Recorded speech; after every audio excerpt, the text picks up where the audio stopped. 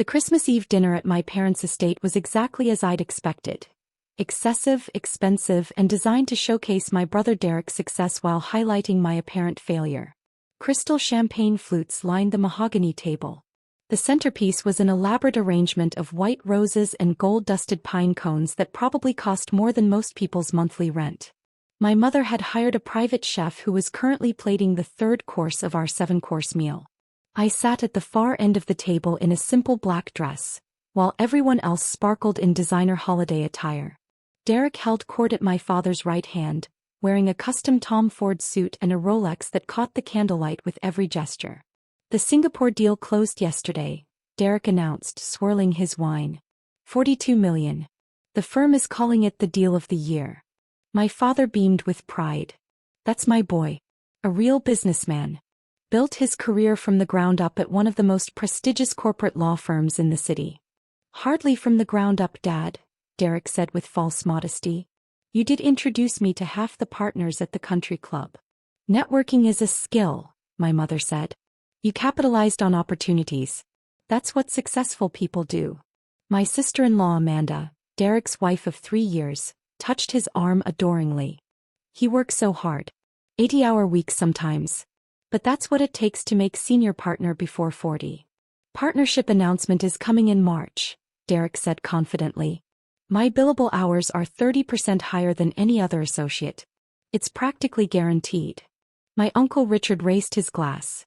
To Derek, the pride of the Morrison family. Everyone drank. No one looked at me. The chef placed the next course in front of us. Some kind of deconstructed duck with microgreens and a reduction sauce. My phone buzzed in my purse. I ignored it. "So, Emma," my Aunt Caroline said, finally acknowledging my existence. "How's the receptionist job going?" "It's going well," I said calmly, cutting into my duck. Derek snorted. "Still answering phones in the lobby? Got it. You're 30 years old. At least you have a job, I guess." The table tittered with polite laughter. "What company is it again?" Amanda asked, her tone suggesting she already knew and found it amusing. "Meridian Solutions," I said. "Never heard of it," Derek said dismissively. "Some small firm, I assume. Can't be very important if they have their receptionist working on Christmas Eve." "I'm not working today," I said. "But you're always on your phone," my mother said with a sigh. "Even at family dinner." Shrewd Emma. "Whatever calls you're screening can wait." "You're right," I said, placing my phone face down on the table. "I apologize." Derek leaned back in his chair, warming to his subject. "You know what Emma's problem is? No ambition. She could have gone to law school like me, but she chose some liberal arts degree. Philosophy was it? Economics and business administration," I corrected quietly. "From Wharton." "Same difference," Derek waved his hand. "Useless degree. You should have networked more, made connections. Instead you're answering phones while I'm closing multimillion-dollar deals." My father nodded sadly. "We did try to help you, Emma. I offered to introduce you to people in my business circles. You always declined." "I appreciated the offers," I said. "I wanted to build my career independently."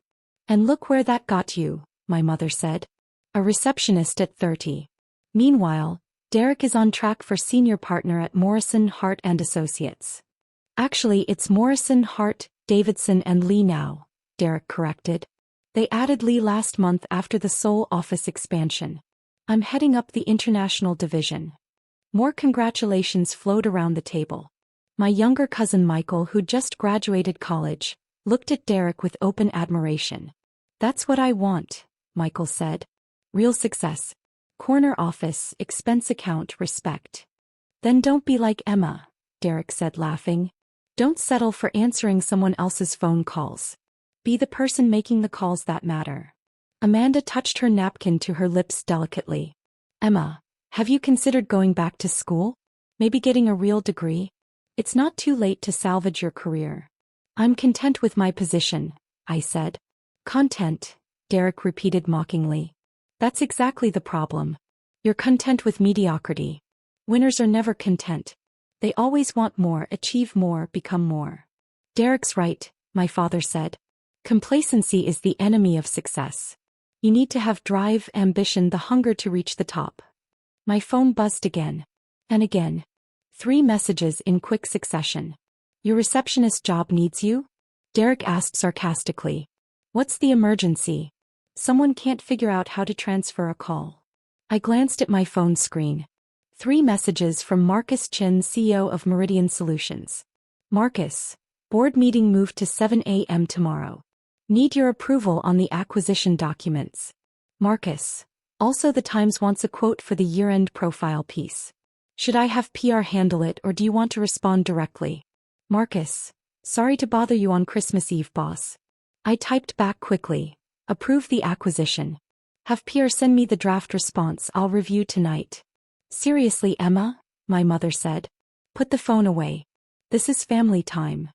Sorry, I said again, setting it down. Derek smirked. Let me guess. Your boss needed you to order office supplies?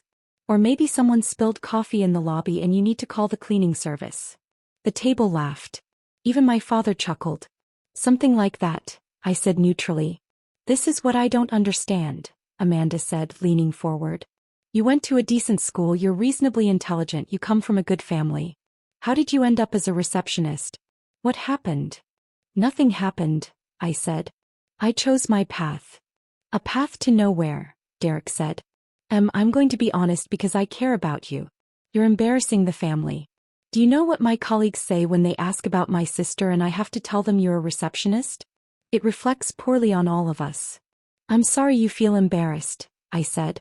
You should be sorry, my mother added. We raised you with every advantage. Private schools, tutors, college fund. And you wasted all to answer phones. Uncle Richard tried to be helpful. Emma, I have connections in the HR departments of several mid-level firms. I could probably get you an interview for an actual position. Entry-level but better than reception. Thank you, but I'm happy where I am, I said. Happy, Derek scoffed. What's your salary, Em? 30,000? 40? I made that in bonuses alone last quarter. Derek, my father said, though he was smiling. Don't be crass about money. I'm just making a point, Derek said. Success is measurable. My salary is $340,000 base, plus bonuses that usually run another $200,000. That's more than $500,000 a year. What are you making, Em? I took a sip of water. I don't discuss my salary. Because it's embarrassingly low, Amanda said sympathetically. It's okay, Emma. We all start somewhere. Derek's first year as an associate, he only made $160,000. Only, I repeated softly. The point is he advanced, my mother said. He worked hard, networked, made himself indispensable. You could do the same if you just tried. The chef brought out the next course. Some kind of lobster preparation that looked like it belonged in a food magazine. My phone buzzed again. I glanced down. Marcus, hate to keep bothering you, but the journal wants to confirm the revenue numbers for the annual report. Can I give them the Q4 projections? I typed back. Yes, but make sure they note those are projections, not confirmed figures.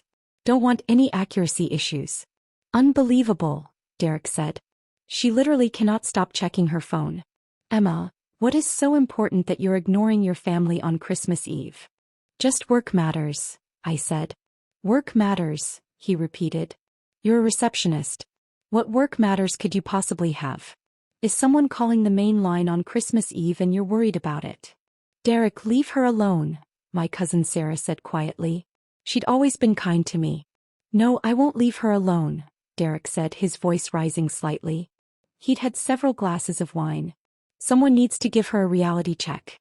She's wasting her life and everyone's too polite to say it. I don't think I'm wasting my life, I said calmly. Then you're delusional, Derek shot back. Do you know where I was last Christmas Eve? Dinner with Senator Morrison and his family. That's the level I operate at. Meanwhile, you're probably eating lunch in some depressing break room with other support staff. Derek, Amanda said, touching his arm. Maybe that's enough. It's not enough, Derek insisted. I love my sister, which is why this kills me. She had potential.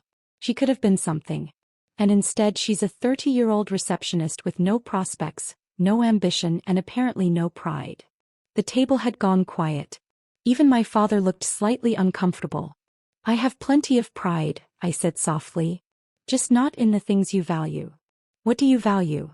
Derek challenged. Making $40,000 a year? Having zero authority? Being the first person fired when the company needs to cut costs? Derek, my father said. Perhaps we should change the subject. No, I want to hear this, Derek said, looking at me intently. What do you value, Emma? What makes your receptionist job so fulfilling that you're willing to be the family embarrassment? I met his eyes. I value doing work that matters. Building something real. Making decisions that impact people's lives positively. Derek laughed loudly. Making decisions? You're a receptionist. You don't make decisions. You follow them. You're at the absolute bottom of the corporate hierarchy. Everyone has their place, I said. And yours is at the bottom, Derek agreed. Look, I'm not trying to be cruel. I'm trying to wake you up. You're 30 years old. If you don't make a change now, this is your life. Forever. Is that really what you want? Before I could answer, my phone rang. Not a text, an actual call. I glanced at the screen. Marcus Chin. Don't you dare answer that, my mother said sharply. I apologize, but I need to take this, I said, standing up. Emma Morrison, if you walk away from this table, my father started. I was already walking toward the foyer, phone to my ear.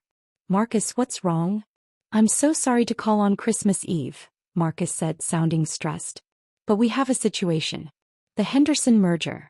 Their CEO wants to move the signing to tomorrow morning. Christmas Day. He's flying to Tokyo tomorrow night and wants this locked down before he leaves. Henderson Industries? I asked, my mind already calculating.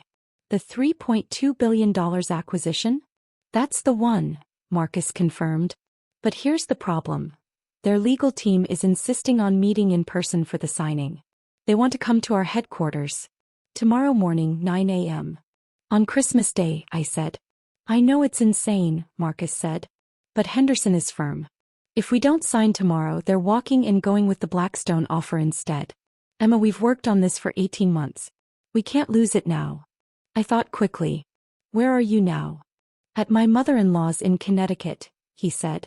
I can be back in the city in 2 hours. Who else can we get? Most of the executive team is out of state, Marcus said. Sarah's in Aspen, David's in the Caribbean, Jennifer's in California. I can probably pull together a skeleton crew, but Emma Henderson's people will expect to meet with you. You're the chairman. They'll want your signature on the documents. I'm at my parents' house in Greenwich, I said. I can be at headquarters in 45 minutes. Are you sure? Marcus asked. It's Christmas Eve. Your family will survive without me, I said. Set it up. Call Henderson's CEO and confirm. 9 a.m. tomorrow at our headquarters. You're a lifesaver, Marcus said, relief evident in his voice. I'll coordinate everything. I hung up and returned to the dining room. Everyone was staring at me. Everything all right? Sarah asked. Work emergency, I said, picking up my purse. I need to leave. My mother's face went red. Absolutely not. We're in the middle of Christmas dinner. I'm sorry, but this can't wait, I said. What can't wait? Derek demanded. Did someone forget how to work the phone system? Does the lobby Christmas tree need watering? It's a business matter, I said simply. A business matter, Derek repeated incredulously. You're a receptionist. You don't have business matters. You have phone calls to transfer and visitors to sign in. Nevertheless, I need to go, I said. My father stood up. Emma, sit down. Whatever this is, it can wait until after the holidays. It really can't, I said. This is ridiculous, my mother said. You're being incredibly disrespectful. We planned this dinner for weeks. And I appreciate it, I said. But I have responsibilities. Derek laughed harshly. Responsibilities? You're a receptionist. Your responsibility is to sit at a desk and smile. It's not like you're closing a major deal or managing a crisis. Your support staff, Emma. Replaceable, forgettable support staff. Derek, Sarah said sharply. That's enough. It's not enough, Derek insisted. She's walking out on Christmas dinner for a job that doesn't matter. For a position with zero importance. She needs to understand how pathetic this is. I looked at him calmly. I understand you see it that way. Because it is that way, Derek said. You know what? Fine. Go answer your phones. Run back to your little lobby desk. Meanwhile, those of us with real careers will enjoy dinner. Enjoy, I said, heading toward the door. My mother called after me, if you leave now, Emma, don't bother coming to New Year's. We're done accommodating your nonsense. I paused at the doorway. I understand. Merry Christmas, everyone. I walked out to my car, a modest Honda Civic that Derek had mocked when I arrived. Couldn't even spring for a luxury car on your receptionist's salary? He'd said. The truth was I owned 6 cars. The Civic for low-profile situations, a Tesla Model S for regular use, a Range Rover for winter, a Porsche 911 for fun, and 2 vintage cars in climate-controlled storage. But Derek didn't need to know that. I drove toward the city, calling my assistant on the way. Jennifer, I said when she answered. Sorry to interrupt your holiday. No problem, Ms. Morrison, she said. She was my executive assistant, one of the few people who knew exactly who I was. What do you need? Henderson merger is happening tomorrow morning, 9 a.m. at headquarters. I need you to activate the building, get security in place, prep the main conference room, and coordinate catering for approximately 20 people. On Christmas Day, she said. Challenge accepted. Anything else? Make sure the signing documents are ready and the legal team has reviewed every clause. This needs to be flawless. Consider it done, Jennifer said. I'll have everything ready by 8:30 a.m. You're amazing, I said. Triple overtime for everyone who comes in tomorrow. They'll appreciate that, she said. See you in the morning, boss. I arrived at Meridian Solutions headquarters at 11 p.m. The building was a gleaming 40-story tower in Midtown Manhattan, our company name illuminated at the top. I parked in my reserved spot in the executive garage and took my private elevator to the executive floor. Marcus was already there, looking stressed but determined. Emma, thank God. Henderson's team confirmed for 9 a.m. They're bringing 8 people including their CEO. Good, I said, walking into my office, a corner suite with floor-to-ceiling windows overlooking the city. Where are we on due diligence? We worked through the night, reviewing documents, confirming financial projections, and ensuring every detail of the $3.2 billion acquisition was perfect. By 8 a.m. I'd changed into a fresh suit I kept in my office and was ready. Jennifer had outdone herself. The main conference room was impeccable. Fresh flowers, catered breakfast spread, signing documents perfectly organized, our legal team assembled and briefed. At 8:45 a.m. building security called. Ms. Morrison, Henderson's team is in the lobby. Send them up, I said. The elevator doors opened and 8 people emerged, led by James Henderson himself, CEO of Henderson Industries. He was a silver-haired man in his 60s, known for being difficult but fair. Mr. Henderson, I said, extending my hand. Welcome. Thank you for making time on Christmas Day. Ms. Morrison, he said, shaking firmly. When you're closing a $3.2 billion deal, holidays become suggestions rather than obligations. I smiled. Shall we? The signing took 3 hours. Every document was reviewed, every clause examined, every concern addressed. Finally, at noon on Christmas Day, James Henderson signed the final page. Congratulations, he said, shaking my hand. You've acquired a great company. I expect you'll do remarkable things with it. We will, I assured him. Henderson Industries has an incredible legacy. We'll honor that while positioning for future growth. After they left, Marcus collapsed into a chair. We did it. $3.2 billion. Our biggest acquisition ever. Third biggest, I corrected. Don't forget the TechWave acquisition last year and the Morrison Financial deal in 2019. He laughed. How do you keep track? It's my job, I said simply. My phone buzzed. A text from my mother. Your brother is right. You're an embarrassment to this family. Don't contact us again until you get your priorities straight. I deleted it and returned to work. The news broke on December 26th. Meridian Solutions acquires Henderson Industries in $3.2 billion deal. The business press went wild. Henderson was a century-old manufacturing company with contracts across 3 continents. The acquisition made Meridian Solutions one of the largest privately held companies in America. My phone rang constantly with interview requests, congratulations from business partners and questions from industry analysts. I ignored most of them, letting our PR team handle it. But one call I did take, from Derek. Emma. His voice sounded strange. I just saw the news about Meridian Solutions. Yes. I said, reviewing a contract. The Henderson acquisition, he continued. That's your company? I'm the founder and chairman, yes, I said. Silence. Derek. You founded Meridian Solutions? His voice was hollow. 9 years ago, I confirmed. Started with $2 million from my inheritance from Grandma Morrison, the one who left you nothing because you insulted her at her birthday party. Grew it into what it is today. Which is what exactly? He asked weakly. As of the Henderson acquisition, we're valued at approximately $8.4 billion, I said. We employ 12,000 people across 15 countries. Annual revenue is about $6.2 billion. We're the third largest privately held company in our sector. More silence.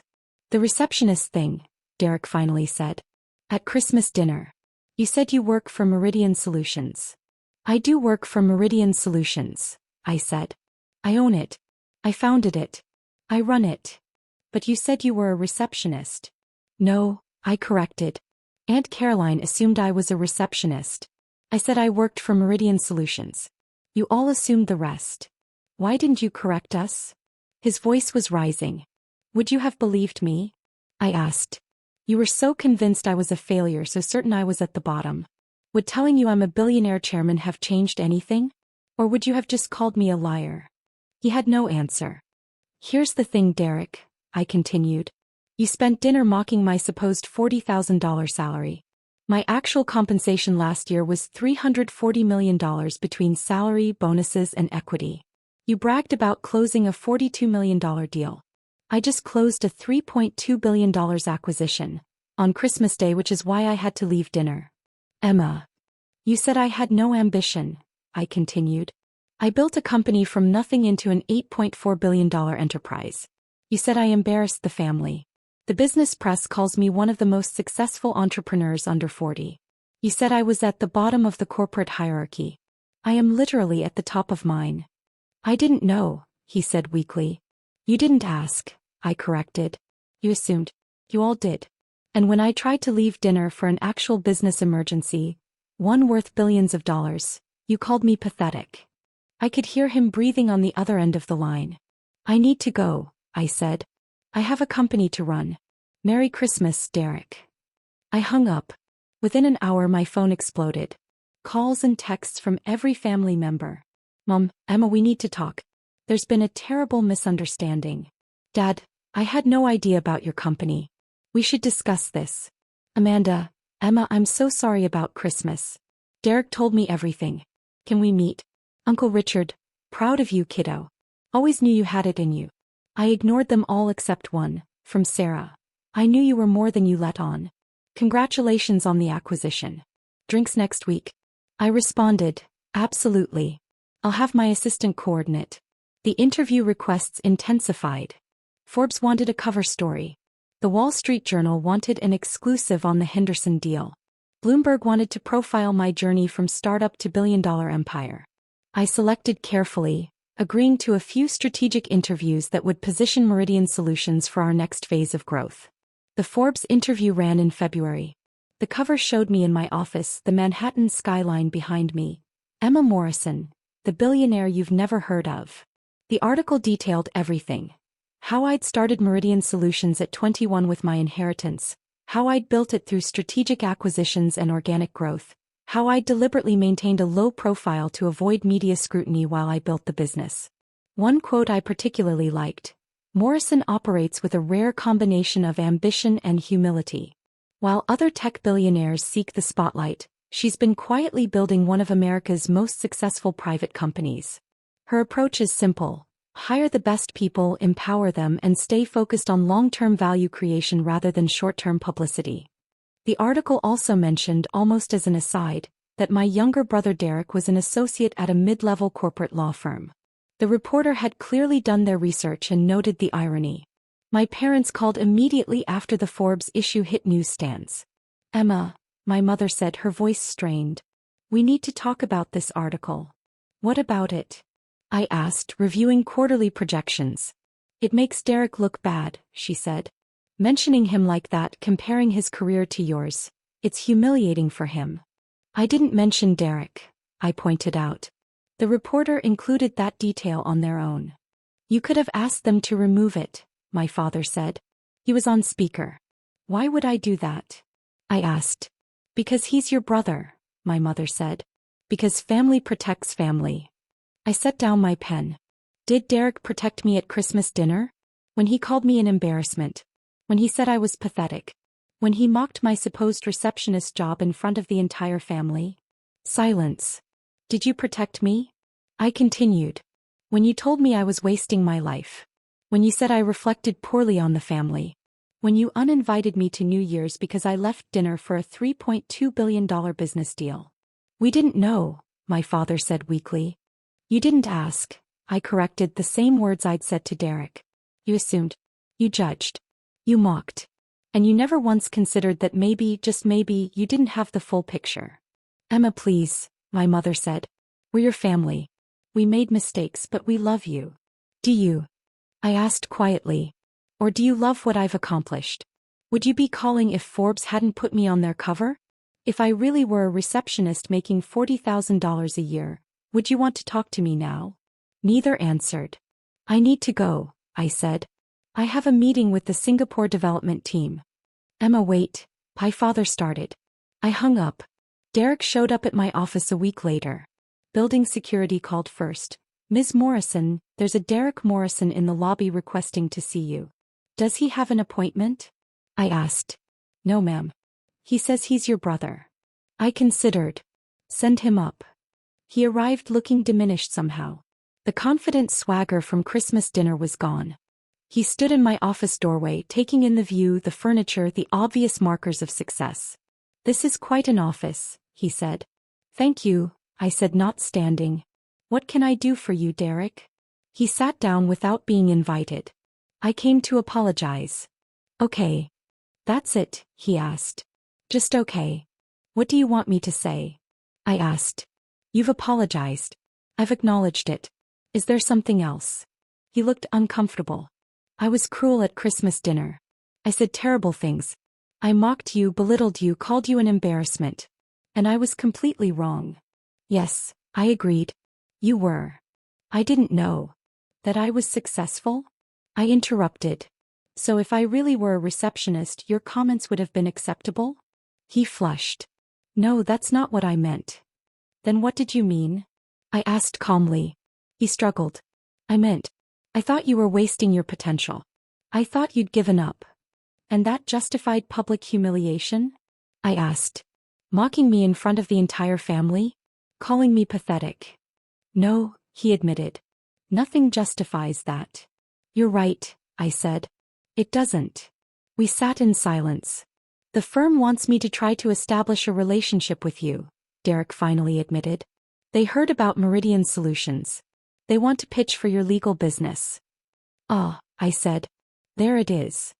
That's not the only reason I'm here, Derek protested. Isn't it? I asked. Derek, be honest. If I were still the failure you thought I was at Christmas, would you be in my office right now? Or would you still be telling people about your embarrassing sister who never amounted to anything? He looked at his hands. That's what I thought, I said. Emma, please, he said. I know I don't deserve it, but can we start over? I was a terrible brother. I was arrogant and cruel. I judged you without knowing anything about your life. I'm sorry. I considered him. I accept your apology. His face brightened. Thank you. That means. But I don't forgive you, I continued. And Meridian Solutions already has excellent legal counsel. We won't be needing your firm's services. The brightness faded. Emma.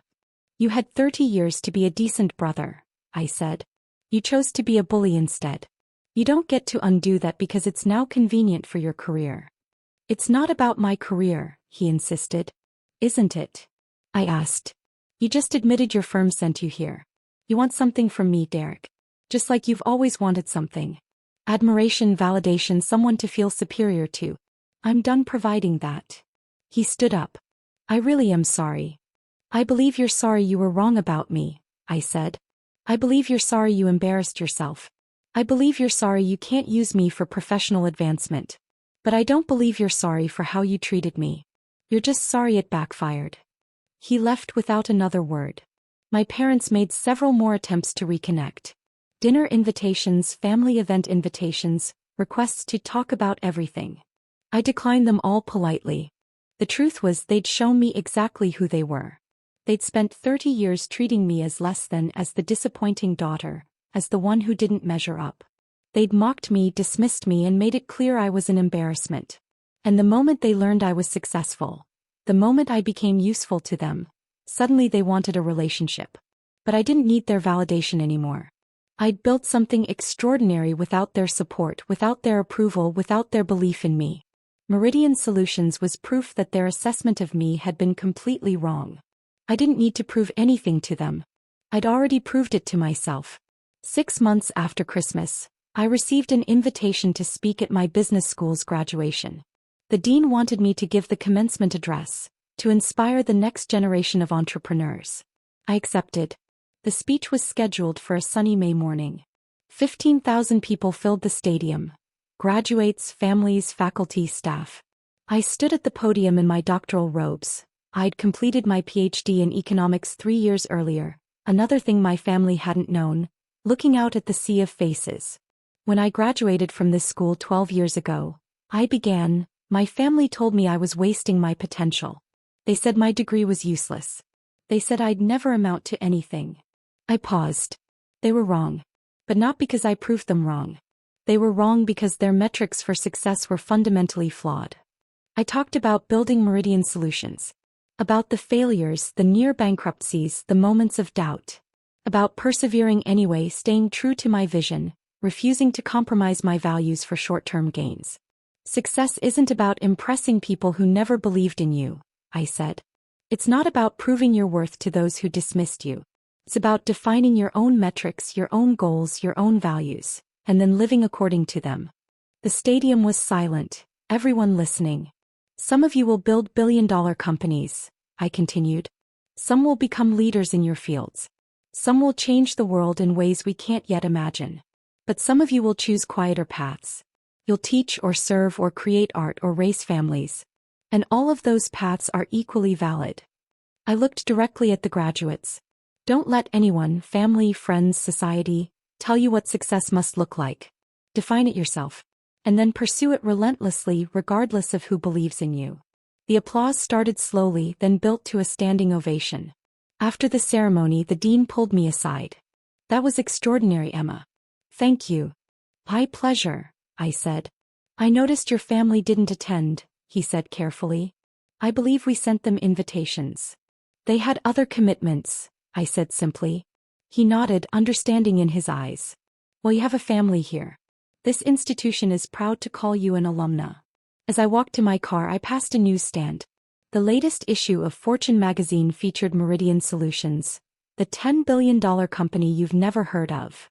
We'd crossed $10 billion in valuation the previous quarter. The Henderson acquisition had been even more successful than projected, opening up markets we'd barely tapped before. My phone rang. Marcus. Emma, you're going to love this, he said, excitement in his voice. TechWorld wants to partner on the European expansion. They're proposing a joint venture worth $5 billion. Send me the preliminary terms, I said. I'll review tonight. You just gave a commencement speech, he protested. Take the afternoon off. I'll review tonight, I repeated, smiling. That's what chairmen do.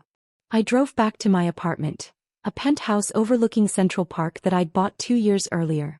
My sad little apartment had been a strategic choice, a place to live while building the company. This was the reward for that discipline. But the apartment wasn't what made me happy. Neither was the company valuation or the Forbes cover or the commencement speech.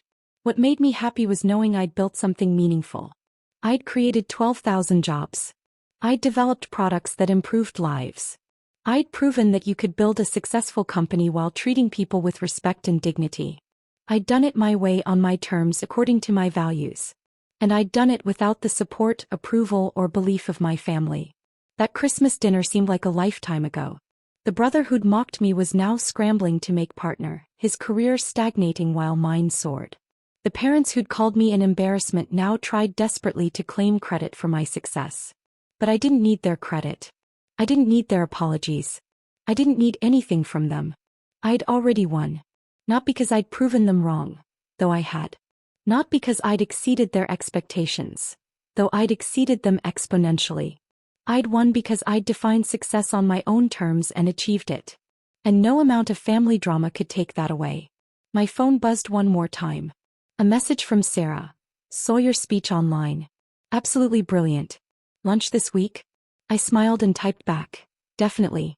Name the day. Some family was worth keeping. The rest could stay in the rearview mirror where they belonged. I poured myself a glass of wine and stood at the window, looking out at the city I'd conquered.